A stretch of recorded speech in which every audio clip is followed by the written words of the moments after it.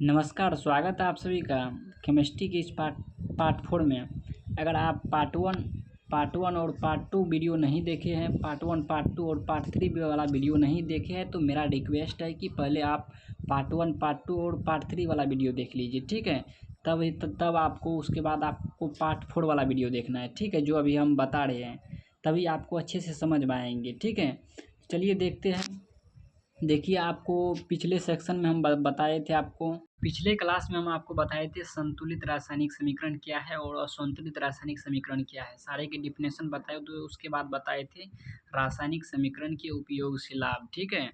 उसके बाद हम आप लोग को बताए थे रासायनिक समीकरण की सीमाएं बताए थे, ठीक है। उसके बाद एटम क्या है, जो है ना, उसके बाद आपको मॉलिक्यूल्स बताए थे, ठीक है। इस क्लास में हम देखेंगे रासायनिक समीकरण के उपयोग क्या होते हैं, ठीक है। रासायनिक समीकरण के क्या क्या उपयोग होते हैं, सारे को पढ़ेंगे, ठीक है। तो आप लोग ध्यान से देखिएगा। देखिए, आपको यहाँ पे स्टार देना है रासायनिक समीकरण के रासायनिक समीकरण को अधिक उपयोगी बनाना, किस तरीके से अधिक उपयोगी बना सकते हैं, ठीक है। देखिए यहाँ पे क्या है, अभिकार को एवं प्रतिफलों की भौतिक अवस्था की जानकारी, उनके संकेतों, उनके जो संकेत होते हैं, संकेत या सूत्रों के ठीक आगे कोष्ठ में ठोस के लिए एस, यानी कि ठोस के लिए एस मतलब सॉलिड, ठीक है।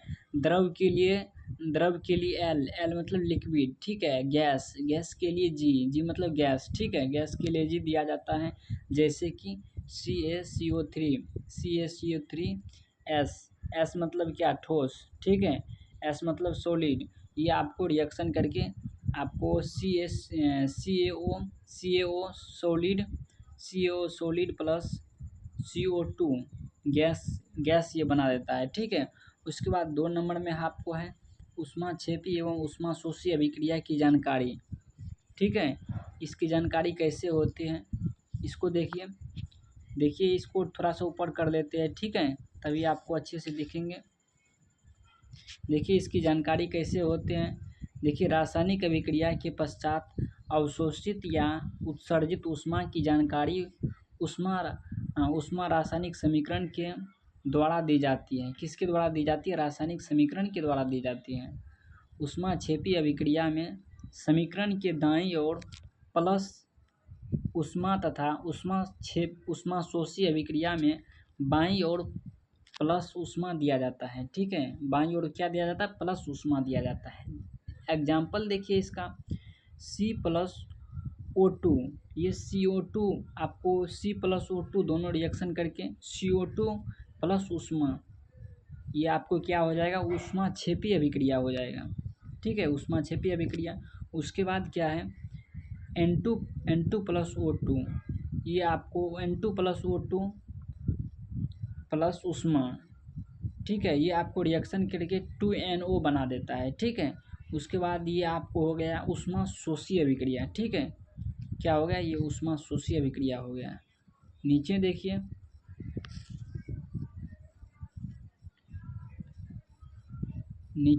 देखिए नीचे में है आपको गैस के उत्सर्जन की जानकारी। गैस के उत्सर्जन से कैसे जानकारी मिलती है, यदि अभिक्रिया के पश्चात गैस उत्पत्ति होती है, गैस उत्सर्जित होती है, तो समीकरण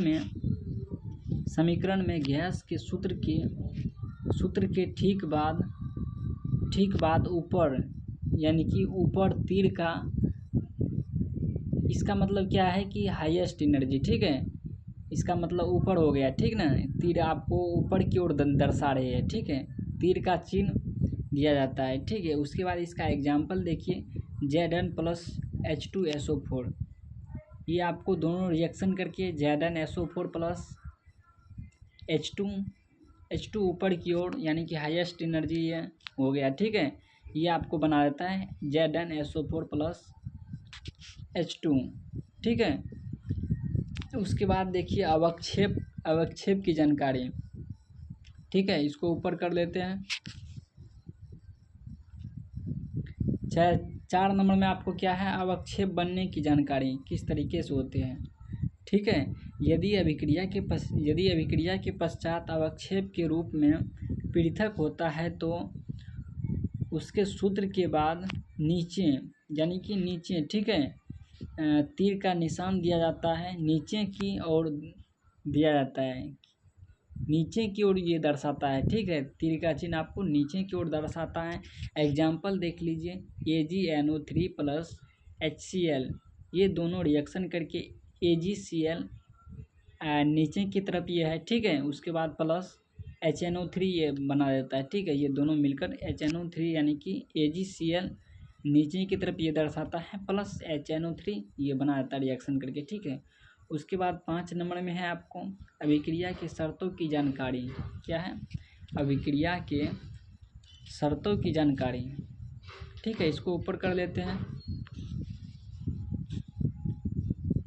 इसकी जानकारी कैसे होते हैं, अभिक्रिया के शर्तों की जानकारी। इसकी जानकारी समीकरण क्या है, इसकी जानकारी समीकरण में प्रयोग तीर चिन्ह के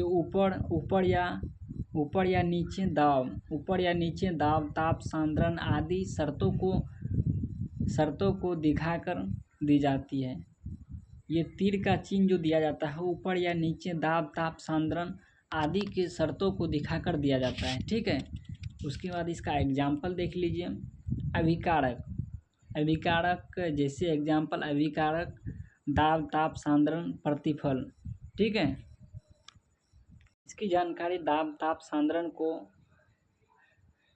ठीक है, इसको दाब, ताप, सांद्रण यानी कि इसी का जो है ना जानकारी देते हैं। ठीक है, उसके बाद आपको जो है ना लिखा हुआ है अभिकारक अनुक्रमणीयता क्या है, इसको ऊपर कर लेते हैं। ठीक है, यहाँ पे क्या लिखा हुआ है, यहाँ पे देख लीजिए, अभिक्रिया उत्क्रमणीयता। ठीक है, उत्क्रमणीयता की जानकारी। इसकी जानकारी कैसे होते हैं, समीकरण रासायनिक अभिक्रिया की उत्क्रमणीयता अभिकारकों और प्रतिफलों के बीच विपरीत दिशाओं में दो तीर का चिन्ह दिखाकर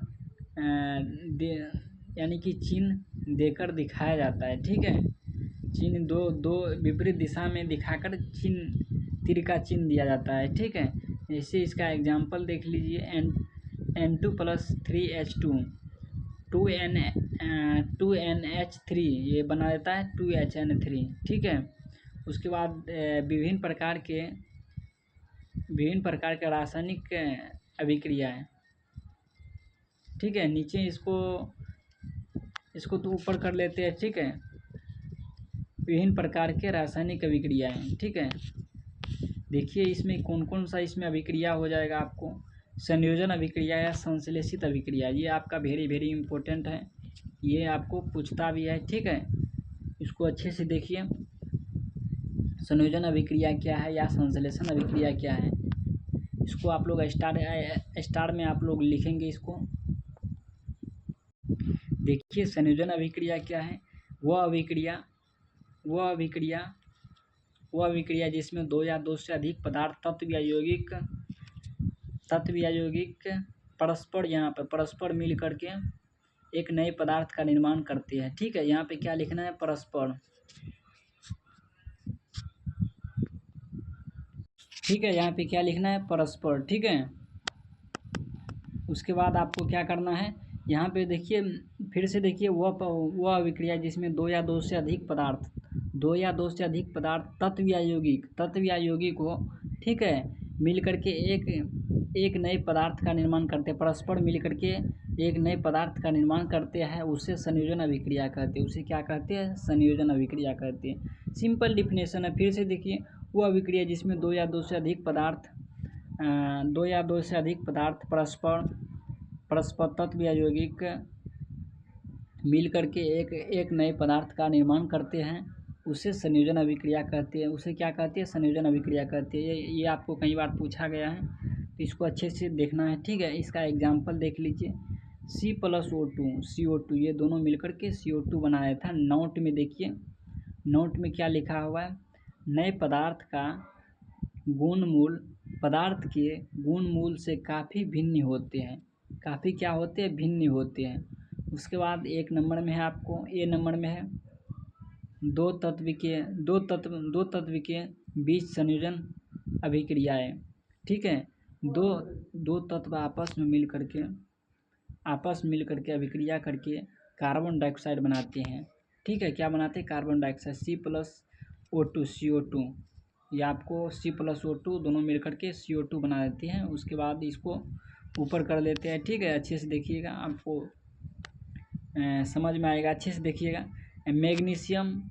मैग्नीशियम एवं ऑक्सीजन के बीच संयोजन। ठीक है, ये संयोग करके देखिए क्या बना देता है, मैग्नीशियम तथा ऑक्सीजन आपस में संयोग करके मैग्नीशियम ऑक्साइड बनाते हैं। क्या बनाती है, मैग्नीशियम ऑक्साइड बनाती है 2Mg+O2। ये दोनों मिल करके 2MgO बना देते हैं। ठीक है, उसके बाद आपको क्या है, उसके बाद आपको बी नंबर में है एक तत्व एवं एक यौगिक के बीच संयोजन अभिक्रियाएं। ठीक है, क्या है, एक तत्व एवं एक यौगिक के बीच संयोजन अभिक्रियाएं। एक तत्व किसी यौगिक के साथ संयोग करके एक नए यौगिक का निर्माण करते हैं। ठीक है, एक नए क्या चीज़ का निर्माण करते हैं, एक नए यौगिक का निर्माण करते हैं। उसके बाद आपको 2 नंबर में है, इसको ऊपर कर लेते हैं। ठीक है, तभी आपको अच्छे से दिखेंगे। देखिए, कार्बन मोनोऑक्साइड तथा ऑक्सीजन के बीच अभिक्रियाएं। ठीक है, कार्बन मोनोऑक्साइड एवं ऑक्सीजन के साथ संयोग करके कार्बन डाइऑक्साइड बनाते हैं। क्या बनाते हैं, कार्बन डाइऑक्साइड 2CO+O2 ये आपको 2CO2 बना देते हैं। ठीक है, उसके बाद सी नंबर में है दो या दो से अधिक यौगिक के बीच संयोजन अभिक्रियाएं। दो या दो से अधिक यौगिक आपस में संयोग करके एक नए यौगिक का निर्माण करते हैं।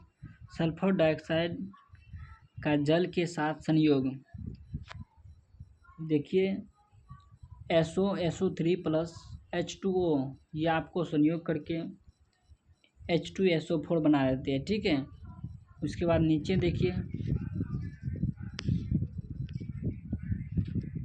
कैल्शियम ऑक्साइड का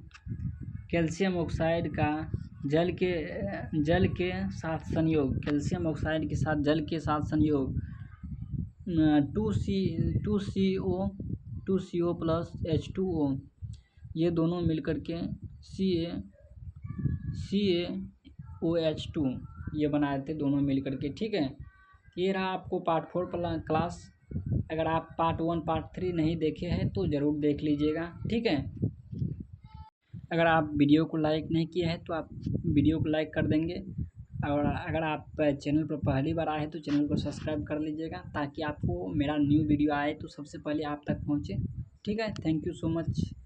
आप लोग अपना ख्याल रखिएगा, मिलते हैं नेक्स्ट वीडियो में।